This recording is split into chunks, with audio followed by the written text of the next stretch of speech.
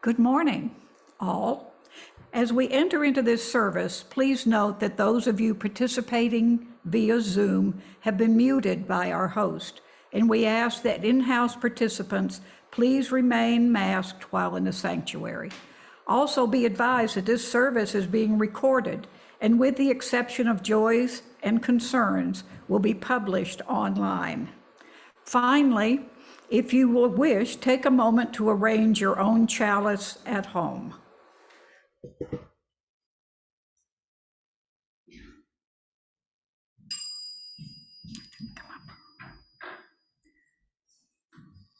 We come together this morning seeking a reality beyond our narrow selves, which binds us in compassion, love, and understanding to other human beings and to the interdependent web of all living things.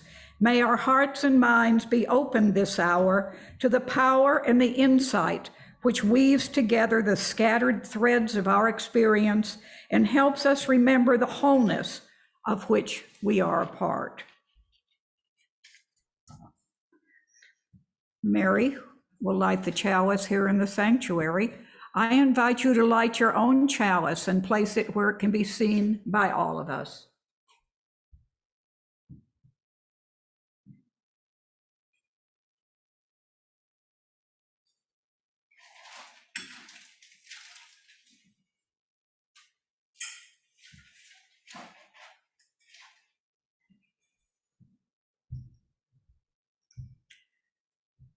We gather this hour as people of faith, with joys and sorrows, gifts and needs. We celebrate this beacon of hope as a sign of our quest for truth and meaning in celebration of the life we share together. Now, before we sing the first hymn, let me remind our remote participants to leave yourselves muted and our in-house participants to remain masked. However, we want you and whoever is with you to sing with Mary as big and loud as you like. Make it a joyous experience. So please stand, if you're able, and sing the opening hymn, O Life That Maketh All Things New, number 12.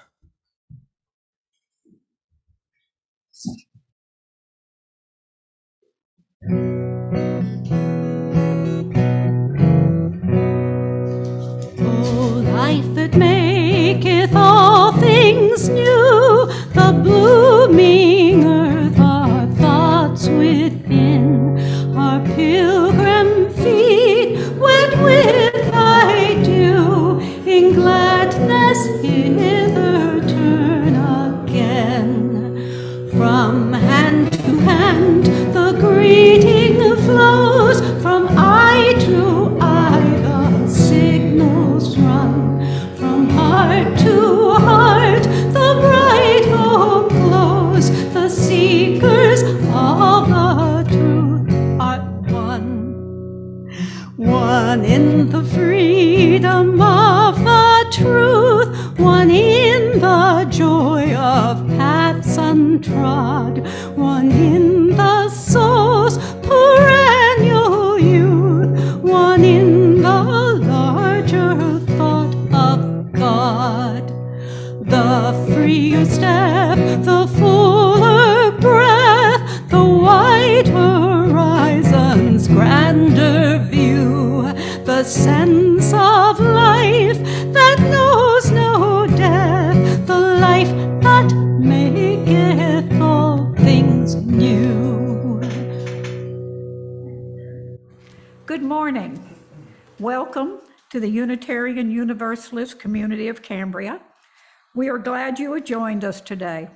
Our UU Sanctuary sits on land which the Salinan and Chumash indigenous peoples historically inhabited. We honor their contribution to this region and give thanks for the opportunity to gather as a faith community on their unceded ancestral lands. As a Unitarian Universalist community, we celebrate religious diversity and welcome all who journey in search of faith and spirituality. The UUCC is a lay-led congregation run by the democratic process. We invite speakers from different religious traditions and spiritual or scientific backgrounds to speak at our pulpit. We encourage presentations covering a variety of topics and areas of interest to our community that connect with the UU 7 principles. Today's service centers around the fourth principle. We affirm and promote a free and responsible search for truth and meaning. Excuse me. Yeah, I guess I'm going to have a tickle. As responsible religious seekers, we recognize that we are privileged to be free, to have resources to pursue life beyond mere survival, to continually search for truth and meaning, to exist beyond bounds of dogma and oppression, and to wrestle freely with truth and meaning as they evolve. My name is Judy Butler, and I am your worship associate for this morning's service. I would like to, Mary is coming to my rescue here. Thank you very much.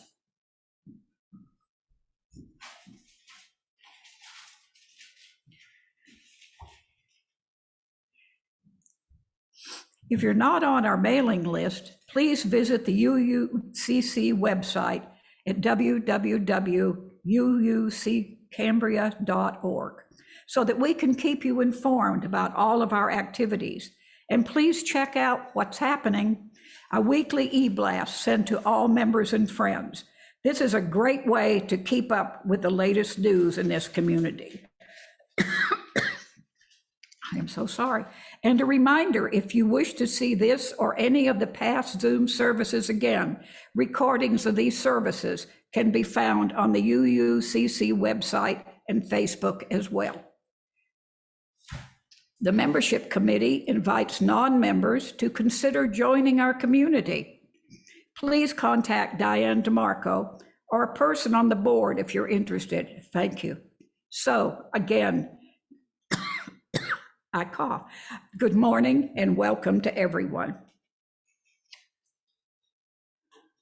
The affirmation is both a recognition of the nature of this community as well as a promise we make and aspire to. Let us now recite the UUCC affirmation.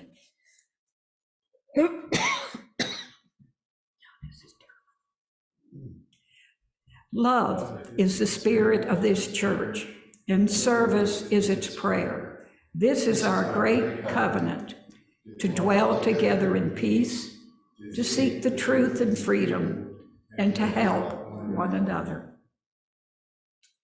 We set aside this time for any short announcement that would be of interest to our UU community members and friends. Please keep your items short and to the point. For any items that need more explanation, please call or email the person after the service to be respectful of everyone's time. If you have an announcement, please raise your hand. When Diane or I call your name, please stand or unmute yourself, then speak. There is no one in the sanctuary. Diane? Yes, we do have an announcement from Lou. Lou, would you please unmute? Good morning. The men's group will meet tomorrow, but I can't tell you whether we'll meet in the sanctuary or strictly by Zoom. Andy is out of town, and so I'm about to send out an email to members of the group to see which they prefer. Thanks, Lou. Back to you, Judy. Okay, next week, Chumash Tataviam Elder Alan Salazar will present Chumash and Tataviam storytelling. Today being the third Sunday of the month, we welcome a witness to this pulpit. A moment of witness is widely practiced in Christian and Islamic denominations as a means to bear witness or give testimony about the way a specific religious affiliation has impacted one's life. Our hope is that in their moment of witness, a congregant here can briefly share a significant experience that moved them, helping all of us to deepen our relationship with Unitarian Universalism and strengthen our ties to the community. Randy Schwalbe, please share with us this morning.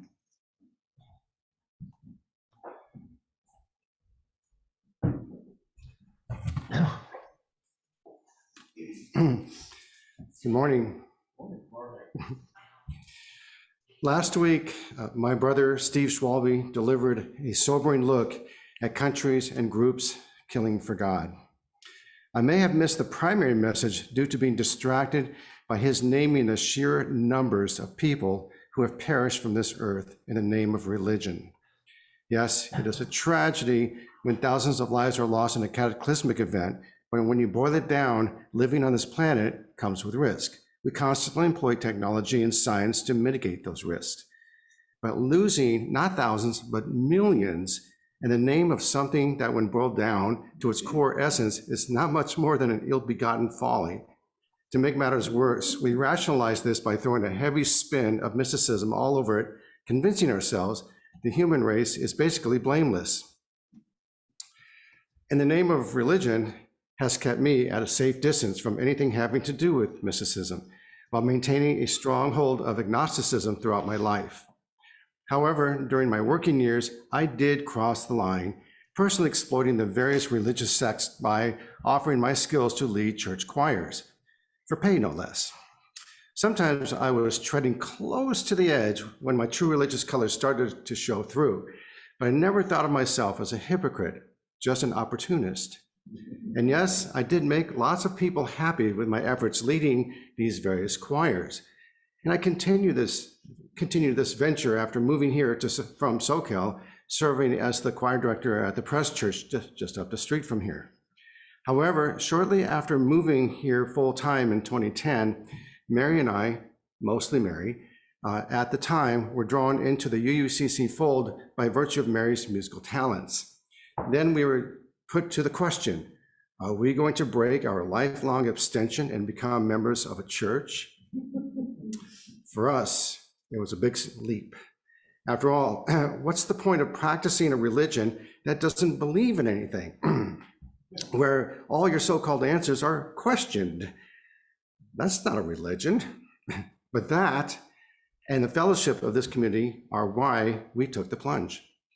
And I can maintain a clear conscience because I am not aware of a single person who has been sacrificed in the name of Unitarian Universalism.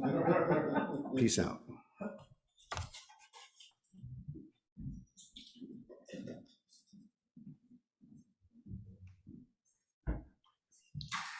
Thank you, Randy.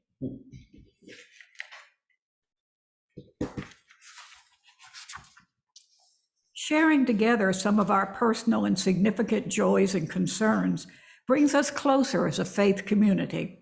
We invite you to share the milestones that are deeply felt as a part of your personal life, along with expressions of gratitude or acknowledgement. But please be mindful and considerate of all who come to worship with us this morning. This is a time of community building. Thank you.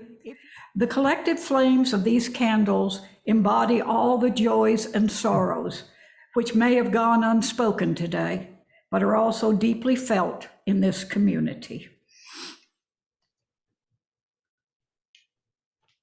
The first reading today is an excerpt from the Mathematical Madness of Mobius strips and other one-sided objects.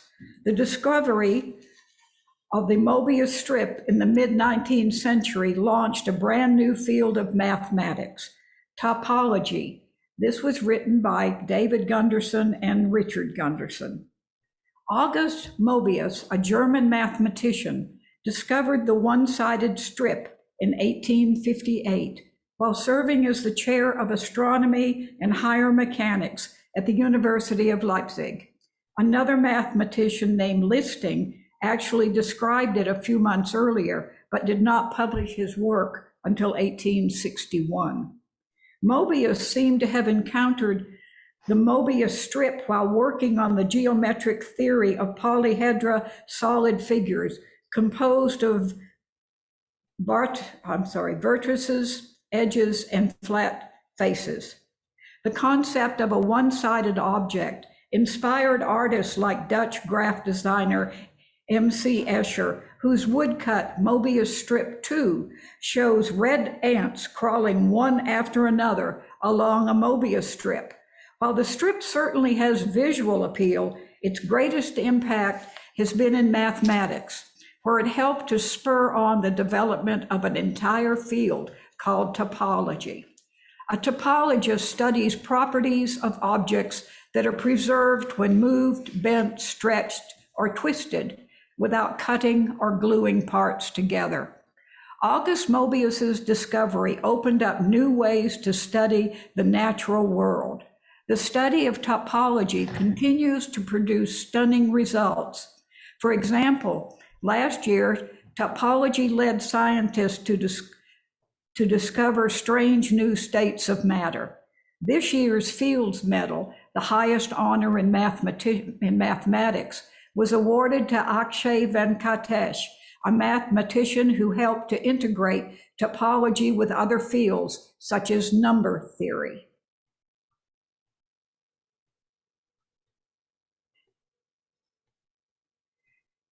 Let us now join in a time of meditation, of prayer, and of silence. Let us seek the quiet and the calm, laying aside our struggles. And in the silence, may there be a reverence in our heart, a thankfulness within our spirit, and a deepened understanding of the meaning of our lives. Let us enter the stillness.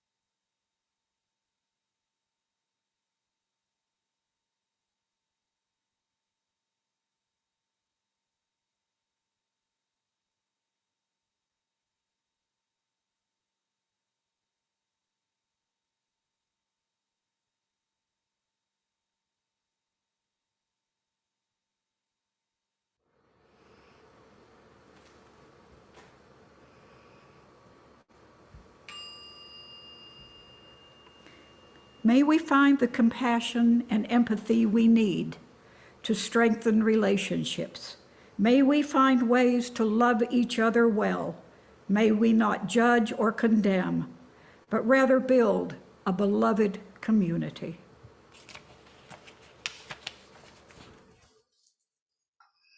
The second reading today is an excerpt from the Philosophy of the Matrix, Part 1.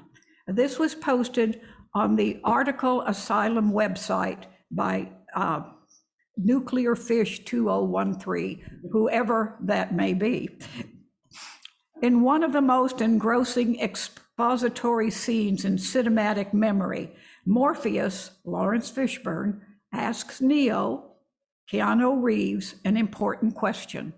What is real? This is a question explored by philosophers since the dawn of man. Plato illustrated some interesting concepts surrounding perception and reality in Republic around 380 BC. It is popularly known as the allegory of the cave. In many ways, the Matrix mirrors this illustration. Before diving into the concepts that both Plato and the Wachowskis explored in their respective stories, it is important to understand what they were trying to illustrate. Both stories are an attempt to explain how a limited perception can skew one's understanding of reality and consequently limit access to comprehension of any greater truth. This sounds rather lofty, but as we shall see, both stories use narrative limitations to explore these concepts in a far more digestible format than just scholarly jargon. The Matrix and the allegory of the cave provide useful tools to explore the nature of discovery and how perception and reality are linked. Both stories demonstrate human resistance to narratives which run counter to our own existing worldview, but also demonstrate that desire humanity has to share when one reaches a new summit of knowledge. They depict enlightenment and imprisonment very effectively and demonstrate that oftentimes the most powerful prisons are the ones we freely choose to live in. Please stand if you are able and sing Wo Ya Ya, hymn number 1020 in the blue hymnal.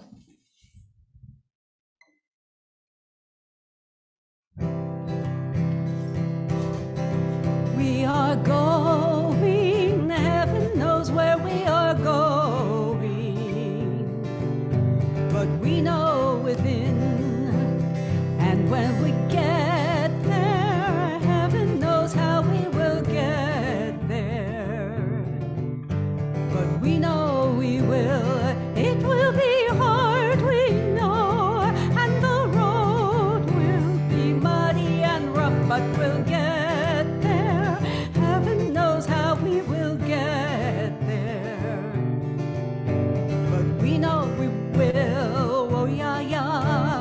oh yeah, yeah,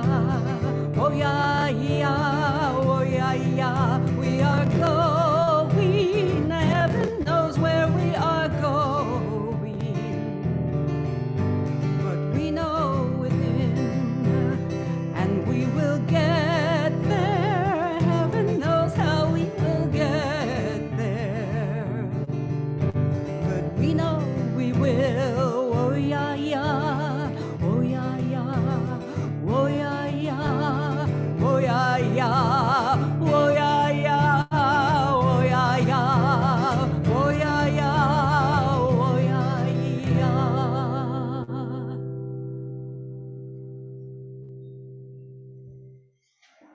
Done that one before, haven't we? Have. Different with just me. It's been a long time. Well, thank you. Today's sermon is titled Reality with a Twist and Other Existential Anomalies, to be delivered by Jeff Walters. Now, Jeff Walters has a lifelong interest in science and metaphysics and where they collide.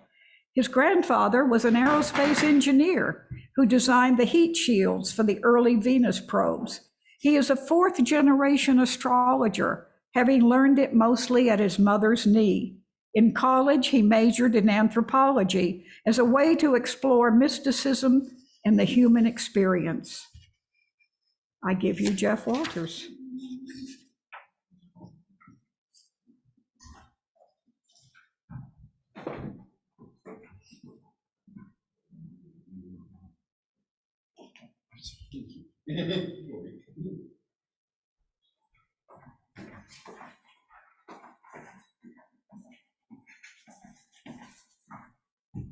Good morning, folks. Thank you much for having me. And I have some news for you about the reaches of reality and where they might be going. Oh, yes. Sorry about that. I've been told that I can be liberated from this, at least for the moment. and probably sound better when I do. So there we are.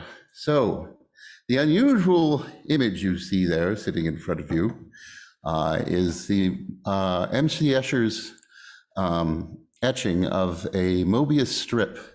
And the way that he understands, or way he is illustrating the way the ants are moving across it, tells you that they can move in and out of the strip without crossing over any boundaries, is what they call that. Hence the reason why I brought this long. Thought you might enjoy it.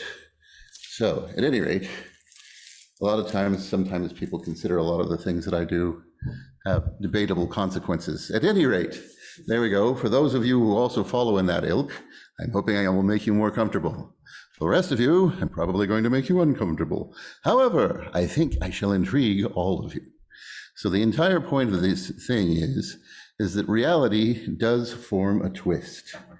And there are interesting twists in reality if you pay attention, which I'm going to illustrate now by building a Mobius strip right before your very eyes.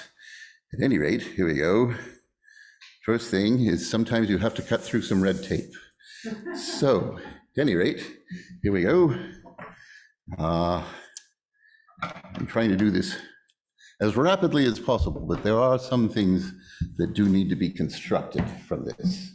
At any rate, as you'll notice, we're not going to cross this line, despite the statement that is kind of redundant in saying that we shouldn't cross it. We intend not to. So I am going to tape it closed, despite the admonition you shouldn't tape anything together on this sort of thing, but this is the only way to get it started. However, it's a little easier when you're drawing it in that regard, because you're drawing it in the environment from which it came from. You see, the thing about the Mobius strip is it's a basically two-dimensional object in a three-dimensional space, out here where we live. But the funny thing is when you change dimensions, you also will often change perception, which is really what this entire talk is all about. So what I want you to understand is that what you think you see is not always what's there. So what I hope to do is intrigue you with the idea that what is here isn't always what you think you see there. So this is where the twist in reality comes from. Notice it's a nice flat piece of, in this case, tape, and we're going to go ahead and give it a twist, like so. That's not a twist, this is a twist. And we only need to give it a half a twist. So it's not that really complicated, but we're going to go through this way. And as you can see, it's a little bit difficult sometimes, and they don't always want to go the way that they're supposed to. But we will try to glue it together as best as possible and get this thing started. So here we go. Now, there's our little twist in the middle of it, if you can see that. And now, the knife. In this case, two of them. We call them scissors. So, at any rate, we're going to start over here where the tape is. And in some regards, we're going to cut it away. And I want to ask you something. Well, actually, first, let me show you where we're going. I'll take this little device here. It's a little pen. I'm going to drag some dirt across this, otherwise known as ink. And you will find that, in fact, this side is, in fact, also the other side. So, because it only has one side. If you've ever tried, it's kind of interesting, because it doesn't quite do the thing that you think it's supposed to. Because as we move along this tape, and for those of you who went through the 70s and enjoyed listening to music, you might have heard of something called an 8-track tape. And this is why this worked. Because an 8-track tape is actually fueled by a Mobius strip. And it's actually twice as long as you think it might be. So when you put it in, You don't have to flip it over because it flips itself over, which is kind of the point. If you'll notice, this is still going along. And we get to this side, which isn't a side really. If you'll notice, you can kind of see the other side of the tape because you can see through it. It's translucent. So if I go like this, I won't get any ink on my finger, but if I do this, the ink does come off. So I'm on the other side, technically, but it doesn't exist, of this paper where the ink got started, because it's on the other side of this, but there really isn't any other side because there's only one side. So that's what we're trying to do. So the whole point is that reality is sometimes not exactly what you think it might be. So this is kind of the fun, and this is why we're demonstrating it. And my point about the whole thing is, and one of the reasons why I think it was really interesting, the film called The Matrix, is they called things that didn't quite fit in their computer simulated analogy, they called them glitches. I would call this, in our real world, a glitch. So as you can just see, I just connected the two lines. They now do connect on one side, and they're all kind of wet. So they get kind of that, and now it really does look like a crime scene, I'm sure. At any rate, so, sorry, that's the way I think. At any rate, apologies. But I'm going to prove to you that this has one side because it's not going to act like a two-sided object. I'm going to actually cut this. Obviously, you can see that I'm about to do so. I'm cutting this object, and you would think that you can cut something into two pieces, right? And anytime you cut something, of course, it becomes smaller, right? Well, not this time. We're going to do something completely different. Or it's for those of you who are into Monty Python, now for something completely different.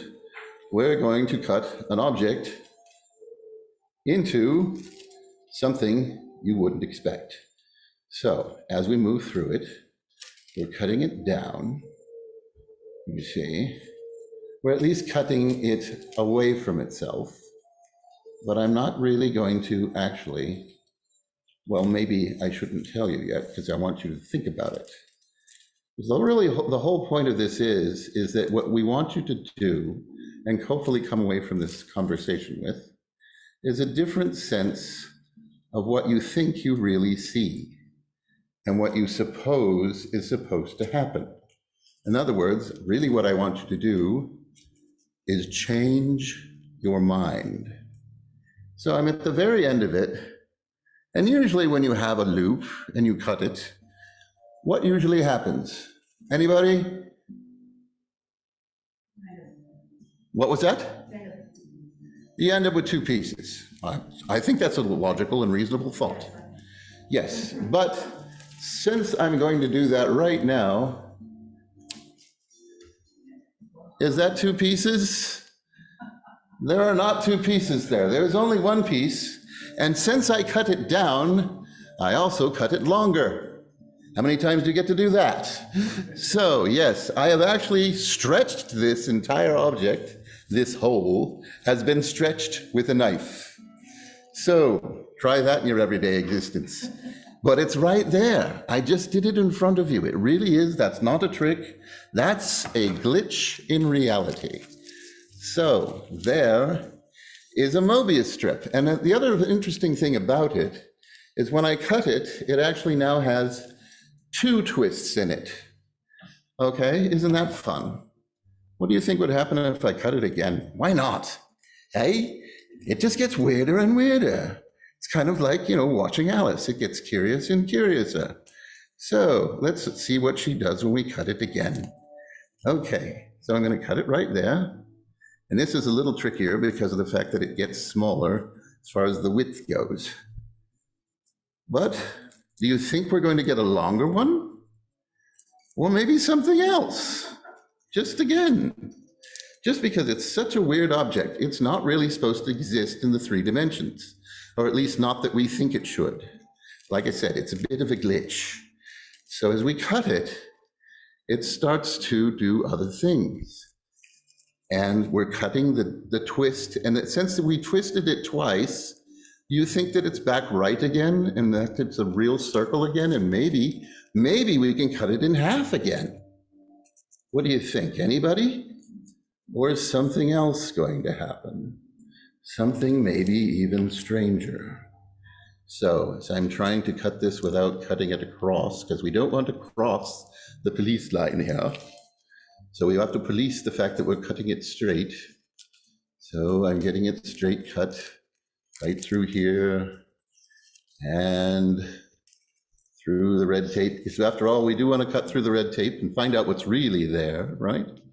So we'll cut through the red tape right here. Yes, that's it.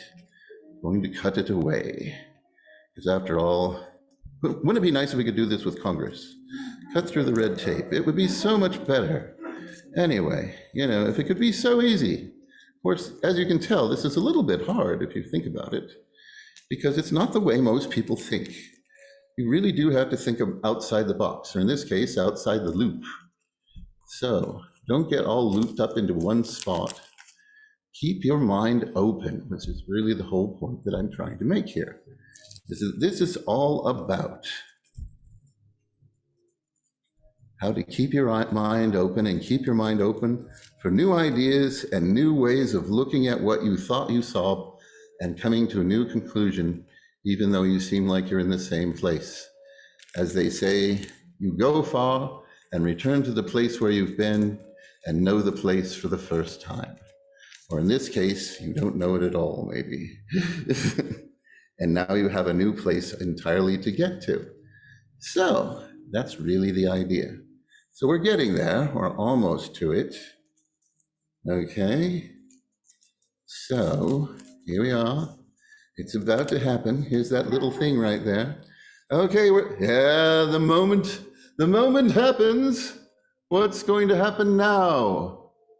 Is it going to get longer? It's going to get bigger, or something entirely else? Well, maybe something else. It now has formed two loops that now go inside and outside of each other. And yes, I've spent a lot of time doing this, and you can actually make garlands for Christmas if you like, you know, the little loopy things. And this is what I did actually over last Christmas, just for fun, because I was just having fun.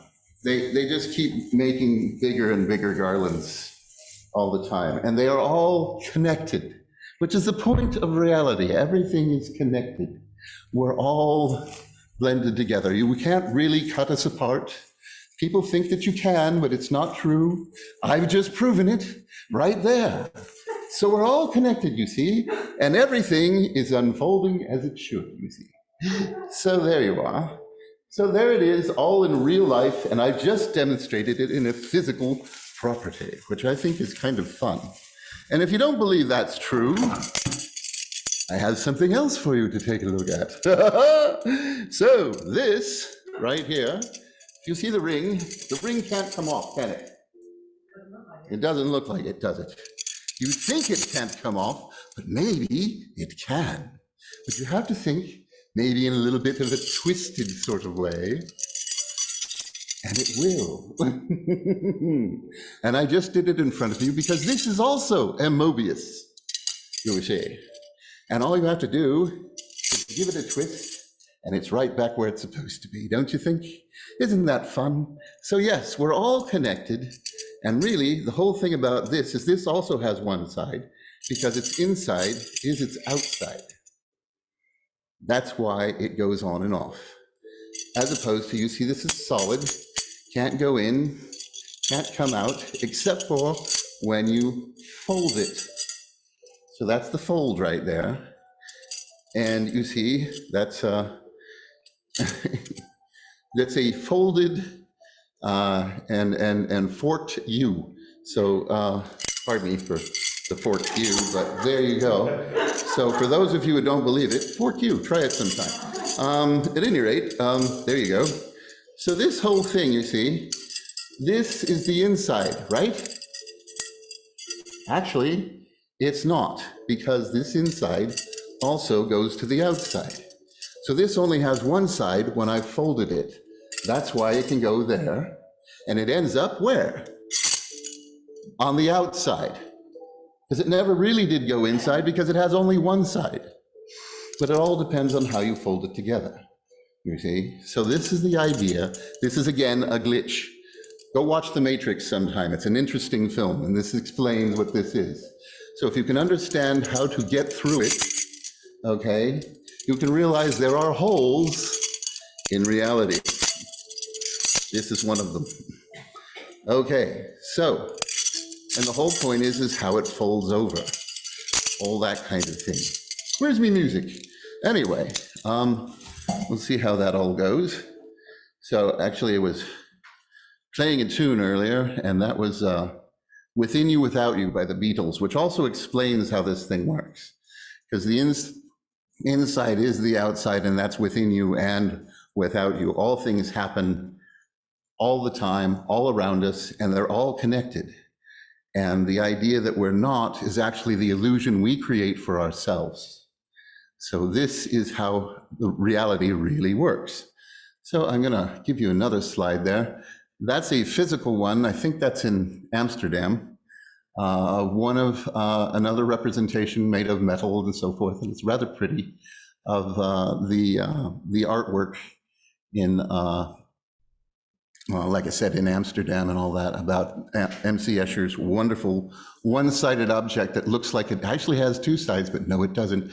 It truly only has one, because we're all one, which was the point that I was trying to make.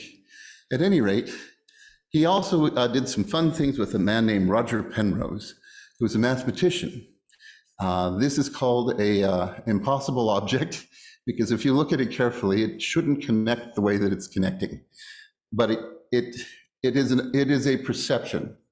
It doesn't really do what you think it's doing, but it is doing what you think it is up here, but it's really only something that doesn't really exist. But it can exist mathematically. So that is called an impossible triangle. Again, developed by Roger Penrose in his conversations with M.C. Escher. And M.C. Escher then started creating other images from it. If you try to fathom that one, which is a little weird, in fact, quite weird. So I like spending time here, shall we say, because I think a little differently than most people anyway. I'm just odd. But it intrigues me. I love the riddles of reality, and reality doesn't always really appear what you think it might appear to be when it does what it does. So, and that's another impossible triangle. So that one's fun. Beyond that, I'm sure a lot of people have seen that symbol here before. They've also probably seen it over here, whoops, right next to us. The yin and yang symbol, which represents inside and outside. But the point is you see the two little dots between those points are called, each one is called a monad. The monad is actually what connects both the black and the white, or the dark and the light, or the in or the out. And in those connections, you find that's the unfoldment of that reality, and it is actually only one thing. So yin and yang all support each other, and you can't have one without the other, because otherwise, if you look carefully and try to separate them, what do you end up with? Anyone? Tears. Right. So you can see that the yin and yang of the world and the opposites always need to attract, because they really do make one. So in our own species, we represent that as male and female. And of course, males without females are often very, very sad. Definitely the males. I think the females can kind of do without us, but that's our problem. At any rate, so, you know, talk about biology and corpus callosums, and they usually have the bigger ones. We have the smaller ones. Just with a gentleman, be humble. Remember, it's a good concept. At any rate, so that is yin and yang. So the inside and the outside, and really only having one side, because that is the holistic nature of looking at ourselves and how we actually are. We only perceive that the world is in and out or dualistic. We really actually are whole.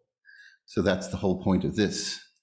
So, and the wonderful thing about good old Morpheus, which we talked about earlier, you take the blue pill and the story ends. You wake up in your bed and you believe whatever you want to believe, which is often what we do most of the time, especially just after we've awakened, or we think we've awakened, when we might actually still be in the dream. You take the red pill and you stay in Wonderland. And I'll show you how deep the rabbit hole goes, which I've just started to take you on, and I hope you're enjoying the trip. So anyway, oh, you're very welcome. Thank you. I'm glad to hopefully give you an interesting idea about it. Now, here's the thing. I started out with a piece of tape in this little room, and then well, it's a nice room anyway. And then I showed you that the little horseshoes right here, they're not handcuffs, they're horseshoes. But at any rate, another story. You'll find that we've just now moved on to the galaxy and the universe here and all of that. And this is that image is actually called the smiley face. Yeah, universe. And actually, and you can see the two eyes right there. Those are actually what look like two galaxies. The interesting thing about them is they're actually only one galaxy. They are split in half by a huge weight in front of it. They consider this one of the ways to define dark matter, because you can't really see the matter that's in front of it, causing what is called gravitational lensing in this picture. But really what's happening is that right there on a galactic scale is in fact a Mobius strip.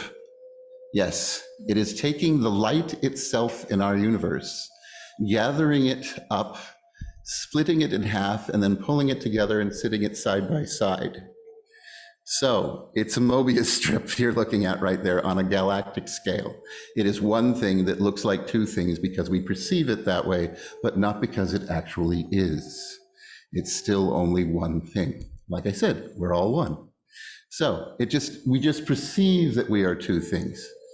So if you really understand who we are and what we are and how the universe actually works, there is a oneness and a wholeness to the universe.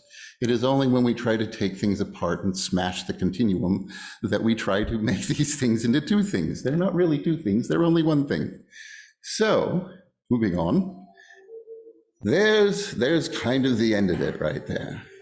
So that's the interesting thing. Here's another thing that most people know about. I think this might be a little bit stylistic, but it still gives you the idea. That's a black hole, the most terrifying thing in the universe, because anything that goes in won't come out. Well, so the interesting thing about that, unless you talk about Hawking radiation, but that's another story. I'll talk about that later. But at any rate, if you did go to the edge, if you were unfortunate enough to get to the edge of a black hole, you would find that first thing that happens usually, and you often talk about, is a thing called spaghettification, where in which you stretch yourself out because of the gravity. Your feet fall faster than your head does if you're going feet first. If you're going head first, I imagine your head would feel really weird. At any rate, I suggest going feet first if you're unfortunate enough to do it. So, but if you did go feet first, your feet would stretch way out ahead of you and your head would kind of follow along. So that's called, and you become this long thread. It's called spaghettification. They also now believe that it's a possibility, and you would do that across the event horizon. That's that interesting little, it's the edge of the hole, basically. So that's called the event horizon, and things happen on the event horizon which are very strange. Again, we have a hole. So holes are usually things where strange things happen, especially if you go down into them. At any rate, as the edge of the hole is worked with, you're going to find that you were kind of smashed out across the edge of that hole. That's part of the spaghettification thing. And also you'll light on fire. Isn't that fun? Because of the pressure and all of that, and the friction, actually, of course, caused by the immense gravitational pull. So much pressure and so much pulling will actually, they now think, pull you into two parts. Not because you've fallen apart, because you actually have become two entities. One is going to get smashed across the outside of the ring. The other one is actually going to plummet right through the middle of the ring, and nothing will really even happen to that part of yourself. But that's a whole part of yourself. You're literally split into twins, but they're still the same person. So the one person will experience the destruction of themselves, or at least the people that watch that person going in will see you getting smashed up and, you know, reassembled across the universe, across the event horizon. However, the other part of you, the part of you that it gets to experience, I think hopefully just is the only one that gets to experience, but that part of you gets to experience nothing, basically, just that you plummet endlessly into a hole that has no bottom. So forever, which is still kind of sad. So at this point, we'd be playing Major Tom, and he'd be kind of lonely, and, you know, the old lonely spaceman. So maybe hopefully listen to some of these songs and think about what we just saw. At any rate, as you head through that, you find that, like I said, you are split into two parts, but you're still actually whole. You're only one person. They also talk about that in physics, where in fact, you can see an object in two places, but it's still the same object. So that's, I think it's called pluriposition. At any rate, I might get corrected on that, but at any rate, again, the whole point is that that itself, again, is a Mobius. You start from one point, and it appears that you become two, but really you're still connected and you're all one. So one of the things I like to use the Mobius strip for is questions about metaphysics. What do you mean by that, Jeff? Well, I'll tell you. I'm talking to myself. Why? Because I'm split. Anyway, that's another thing. At any rate, the point being is that metaphysically, we are all one, even though we have different times in our life. We look at the world in time, in a timeline, and a lot of physics and the idea of time itself is something that is very human in many respects. We see time linearly. The universe doesn't. Apparently, time exists, all time exists in one time. So the beginning of the universe and the end of the universe and everything in between all happens now. But that would be kind of boggling and a little bit strange and kind of too many things in the closet, I think. So we try to see things as linear and laid out. But actually, that's not really the way it works. But again, for the idea of wholeness, it's kind of interesting to note that we are everything, everywhere, at all times. And that's kind of the idea that you're part of God as well. So with that, I'd like to leave you with the idea that all things are possible, even things you never knew about. So thank you so much for listening.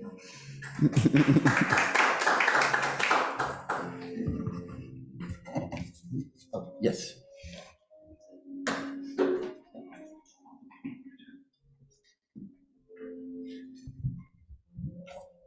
Whew, thank you, Jeff. My mind is reeling. I don't. Why didn't they teach this stuff in high school? Oh, we needed more enlightenment teachers. Hopefully we will someday. Yes. I'm Oh, glad you enjoyed the trip. thank you. All right. The morning offering will now be given and received. Please remember, we are a self-sustaining congregation and provide all financial resources for our many ministries. We recognize the spiritual value of generosity and invite you to participate. If you are viewing this service remotely, please use one of the methods shown on the screen. Thank you.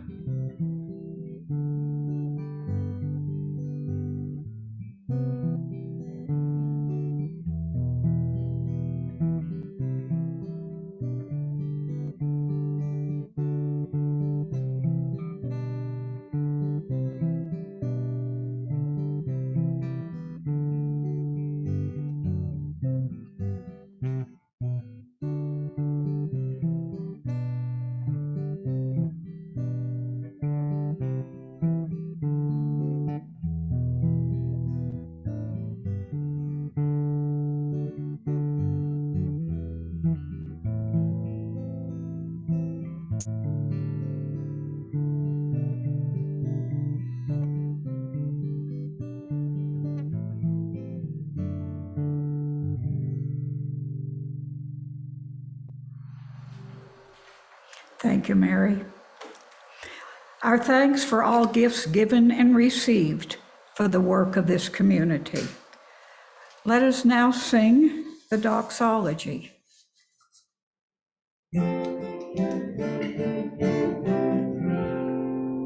From all that dwell below the skies, let faith and hope with love arise. Let beauty, truth, and good be sung through every land, by every tongue.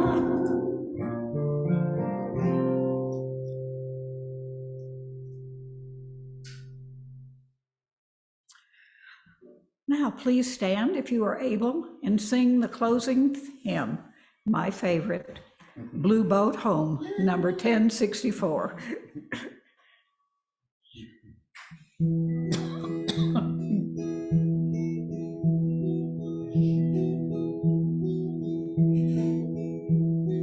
Though below me I feel no motion, standing on these mountains and plains, far away from the rolling ocean, still my dry land heart can say, I've been sailing all my life now, never harbor nor port have I known. The wide universe is the ocean I travel, and the earth is my blue boat home.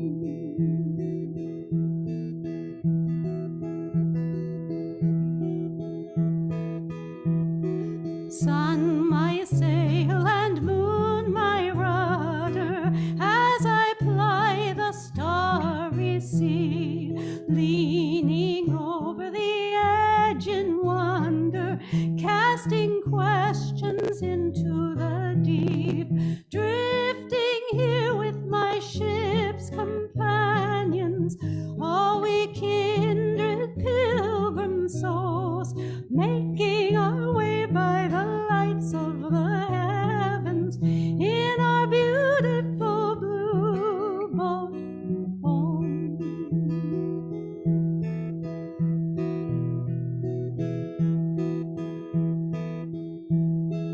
I give thanks to the waves upholding me, hail the great winds urging me on, greet the infinite sea before me, sing the sky my sailor's song. I was born upon the fathoms, never harbor nor port have I known. The wide universe is the ocean I travel, and the earth is my blue boat home.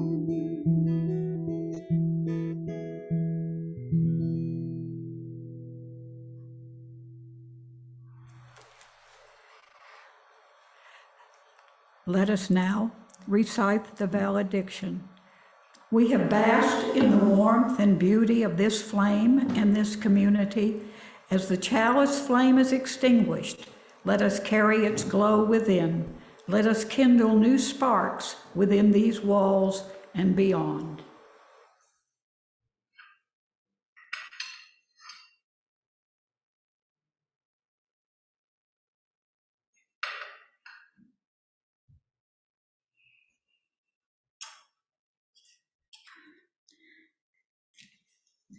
After the benediction, we encourage you to stay for questions and comments. Diane or I will call on you when you raise your hand. Jeff, do you have a benediction for us today? Yes. Okay. If you'd like to come back to the podium and give us a benediction.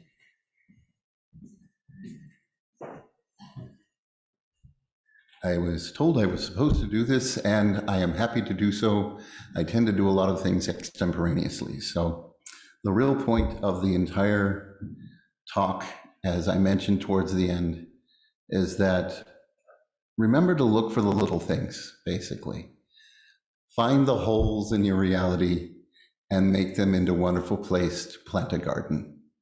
And remember, you're part of all of it.